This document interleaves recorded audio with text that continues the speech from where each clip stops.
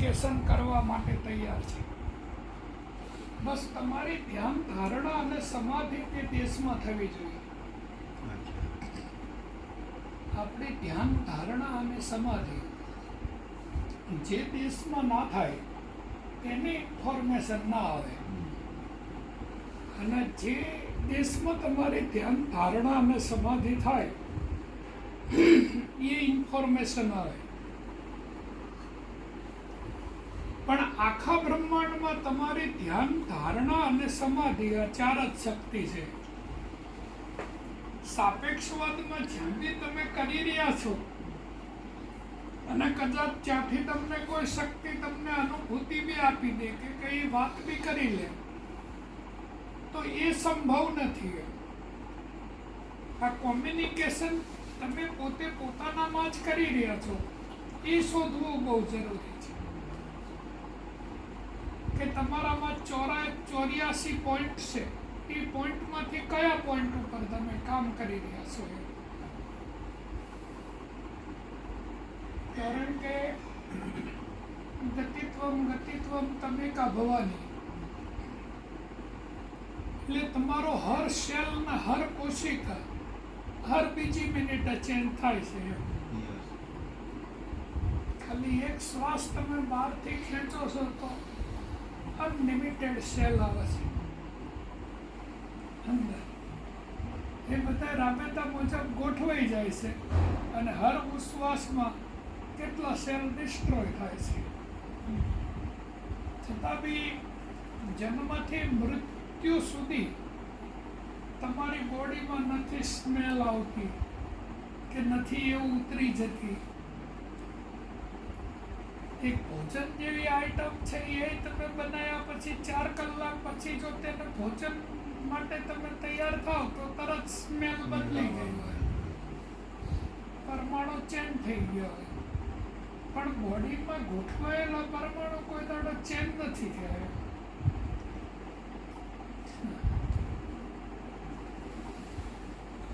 એટલે તમે કહો છો ને કે સેલ જનરેશન અને ડીજનરેશન એ કન્ટિન્યુઅસ પ્રોસેસ છે. અને બીજું જે છે બ્રેનની અંદર હાઇપોકેમ્પસ, અગાઉ પણ તમે અમારી સાથે ચર્ચા કરેલી હતી હાઇપોકેમ્પસ ઉપર. અને હાઇપોકેમ્પસનું પ્રાણવાયુ અને બ્લડ બેરિયર સાથે કનેક્શન છે. શ્વાસ જાય, હાર્ટની અંદર પ્યુરિફિકેશન થાય, ત્યાંથી સર્ક્યુલેટ થાય અને હાઇપોકેમ્પસમાં જાય, અને હાઇપોકેમ્પસ દ્વારા સેલ જનરેશન, ડીજનરેશન, એડપ્શન, ક્રિએશન, ઇનોવેશન, આ બધી વસ્તુઓ ઓટોમેટિકલી ડેવલપ થવાની શરૂઆત થતી હોય. તો તમારા સાથેના સંપર્ક પછી તો મોટે ભાગના મારે ત્યાં તો ન્યુરોલોજી અને એના જ પેશન્ટો હોય છે મગજના. તો એ લોકોને બધાને કમ્પલસરી સૂચના આપી દીધી કે દર 1 કલાકે 10 વખત ઊંડા શ્વાસ લેવા, જે રીતે લેવાય, જેવા લેવાય તેવા લેવા. અને 15 કે 20 દિવસ પછી પાછું ફોલોઅપમાં આવે પેશન્ટ તો એકદમ ડ્રાસ્ટિક એટલે કે આશ્ચર્યજનક રિઝલ્ટો લઈને આવે છે પેશન્ટ. આપની હર કલામાં બિરાજમાન છે.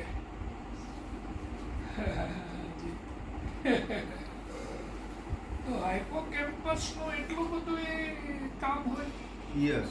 અરે અને એ આખા બોડીનું રેગ્યુલરેશન હાઇપોકેમ્પસ થ્રુ મગજના જે બીજા બધા અવયવો છે એની ઉપર એટેક થાય અને ત્યાંથી પછી નવ કન્ડક્શન થાય. અને આપણે જે વોલન્ટરી અને ઇનવોલન્ટરી મસલ્સની વાત કરીએ, સ્વૈચ્છિક અને અછૈનિક ક્રિયાતંત્ર ઉપર, તો એ બોડીની અંદર ત્યાંથી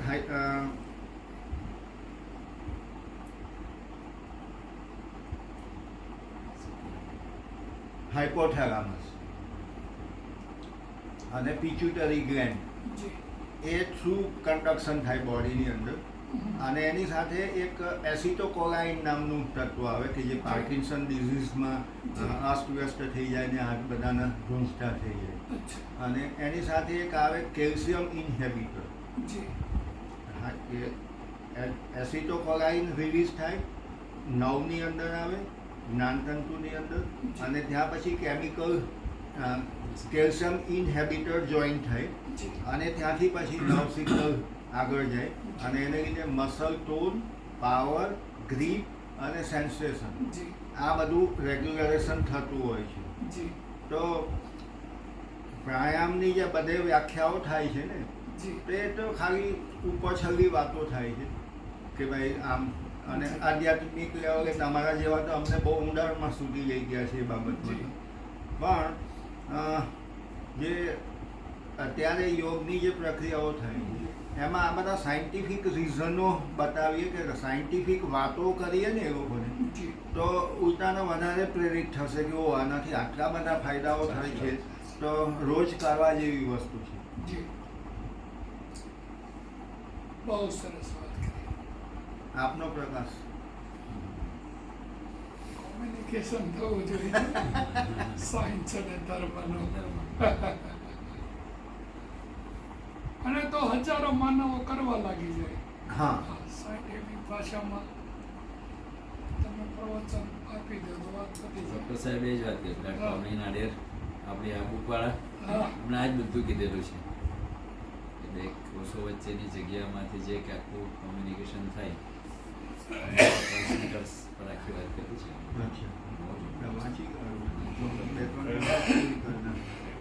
ડૉક્ટર ટોની નાડેરની છે હ્યુમન ફિઝિયોલોજી અને વેદિક પર્સપેક્ટિવ પર આખી.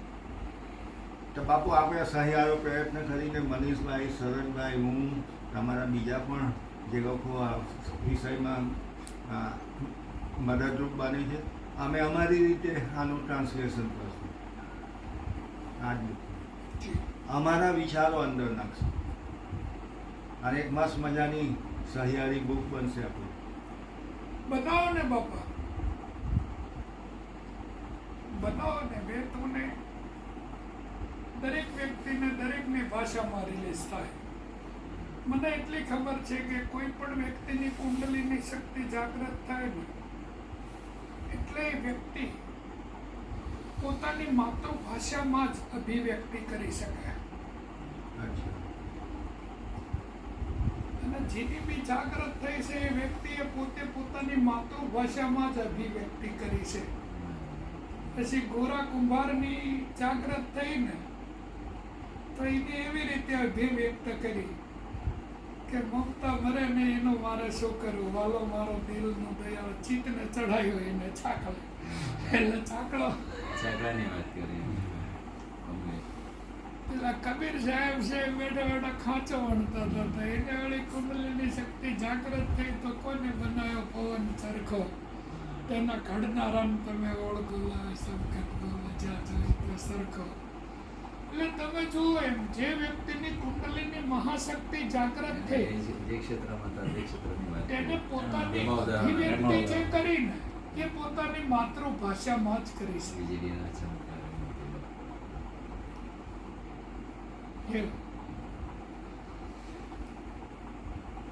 એટલે ગામડાવાળાની જો જાગૃત થઈ હોતી અમારો દીકરો ત્યાંથી અભિવ્યક્તિ કરે. પણ એકદમ પરફેક્ટ. હા, પરફેક્ટ હોય.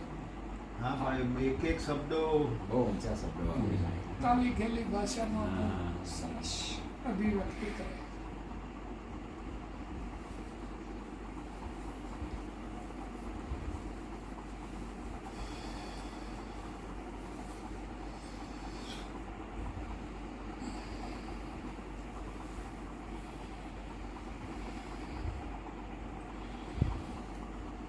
આ લોકોને ધ્યાન નથી લાગતું એનું એક જ કારણ છે કે પવનની ગતિ વધારે છે અને થોટ્સની ગતિ ધીમી છે. એટલે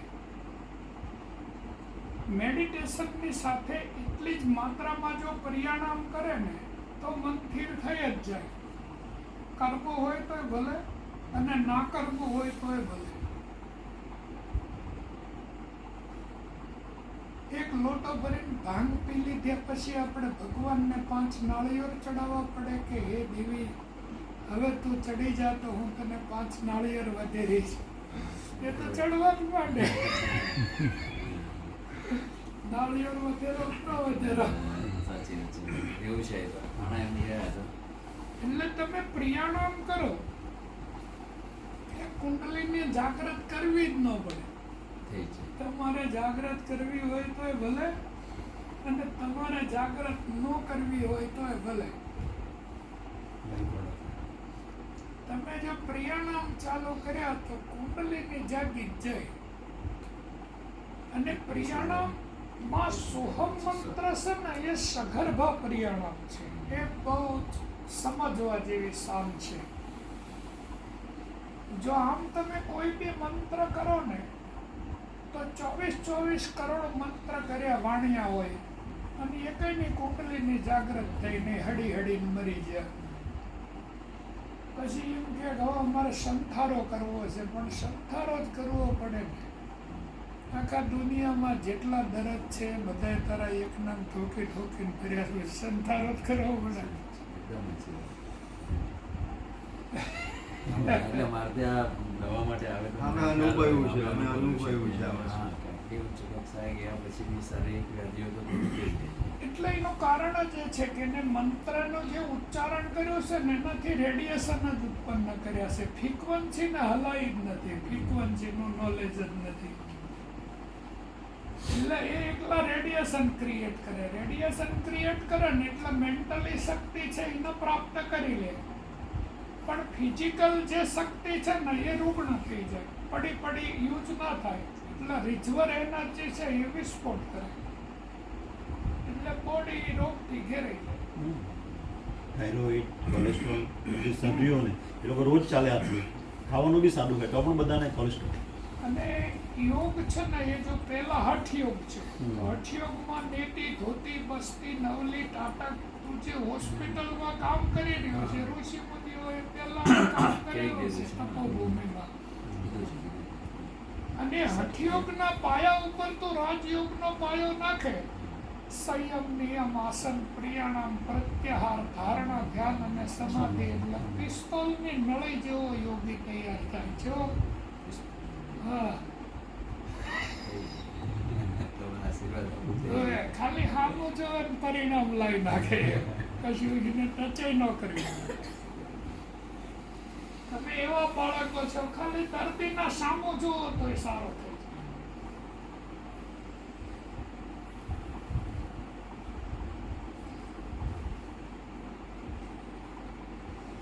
તો એ લોકોએ શું છે, જે તપ છે તપ, એ એવું માન્યું કે આપણે ભૂખ્યા રહેવી એનો તપ કહેવાય, આનો ત્યાગ કરો એનો તપ કહેવાય, લુગડાનો ત્યાગ કરો એનો તપ કહેવાય. તપનો કહેવાય, તપનો મિનિંગ થાય પ્રાણાયામ. પ્રાણાયામ સમાન કોઈ તપ નથી. 20,600 પ્રાણ થશે. એટલે તપની વ્યાખ્યા જ આખી આવળી કરી કે આ બધું ત્યાગ કરો એને તપ કહેવાય. અરે ત્યાગ કરો એને તપ ન કહેવાય. મેં ઠેઠ અંદર લઈ જઈ અને ભૈયા બેન સમજાયા કે આ બધું ત્યાગ કરો એને તપ ન કહેવાય. રોજ ભજીયા ખાઓ એનો વાંધો નહીં, રામકૃષ્ણ પરમહંસની કહે, પણ રોજ પ્રાણાયામ કરાય. આજે અમારા આયુર્વેદમાં જે અમુક ધારણ કરવા યોગ્ય વેગો છે અને અધારણ કરવા વેગો છે. તો એ પણ એક પ્રકારનું સપ્રેશન છે. સપ્રેશન એટલે નિરોધ છે એક પ્રકારનો. અને જેટલો નિરોધ થશે ને એટલું બોડી અગેન્સ્ટ જશે, અને બોડી જેટલું અગેન્સ્ટ જશે એટલા બધા જ હોર્મોન્સ, બધા જ કેમિકલ્સ રિવર્સ કન્ડિશનમાં જવાની શરૂઆત થશે, અને એનાથી જ પછી રોગો શરૂ થાય.